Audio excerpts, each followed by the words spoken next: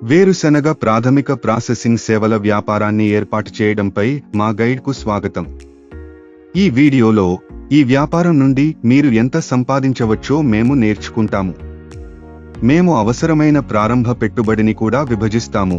ఇది 2 వర్గాలుగా ఉంటుంది: స్థిర మూలధనం మరియు పని మూలధనం. మొదట వ్యాపారం నుండి వచ్చే ఆదాయాల గురించి మాట్లాడుకుందాం.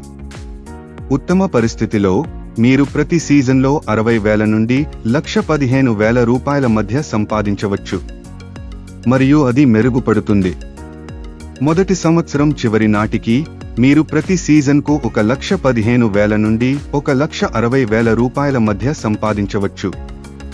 అన్ని ఖర్చులు, రుణాలు మరియు పన్నులు చెల్లించిన తర్వాత ఇది మీ వాస్తవ లాభం. 2వ లేదా 3వ సంవత్సరం చివరి నాటికి మీరు ప్రతి సీజన్లో 1,60,000 నుండి 1,70,000 రూపాయల మధ్య సంపాదించవచ్చు.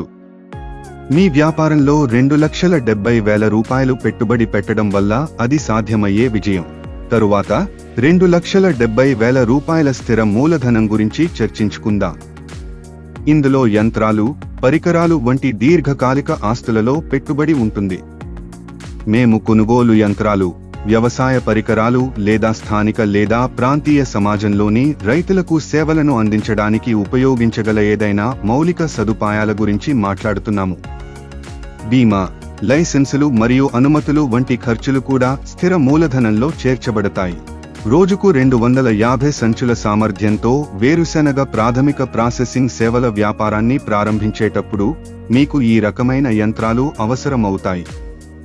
ప్రాసెసింగ్ కోసం వేరుశెనగ ప్రాథమిక ప్రాసెసింగ్ కోసం మీకు జల్లరీతో కూడిన వేరుశెనగ డీకార్డికేటర్ యంత్రం అవసరం. వేరుశెనగ డీకార్డికేటర్ యంత్రం అనేది బయటి కవచం లేదా ఓకను తొలగించడానికి ఉపయోగించే పరికరం. ఈ యంత్రం శుభ్రపరచడం, క్రమబద్ధీకరించడం, గ్రేడింగ్ కూడా చూసుకుంటుంది.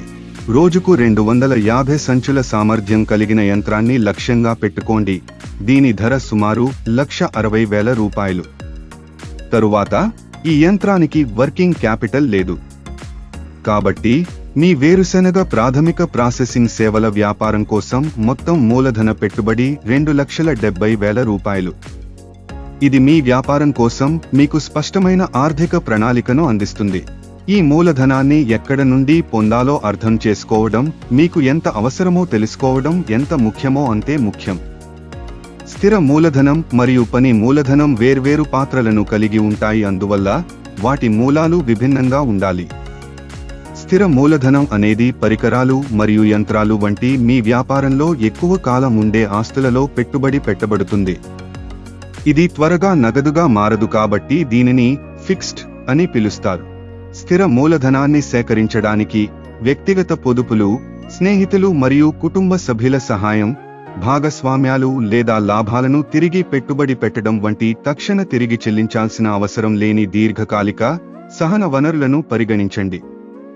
ఈ ఆర్థిక ప్రణాళిక వ్యూహంతో మీరు విజయవంతమైన groundnut primary processing services వ్యాపారాన్ని స్థాపించే మార్గంలో ఉన్నారు. గమనిక: ఈ వ్యాపారంలో మీరు సేవలకు అదనంగా వర్కింగ్ క్యాపిటల్, ప్రాసెస్ మరియు ప్యాక్ అండ్ సేల్ కొనుగోలు చేస్తే మీరు అధిక లాభాలను పొందవచ్చు.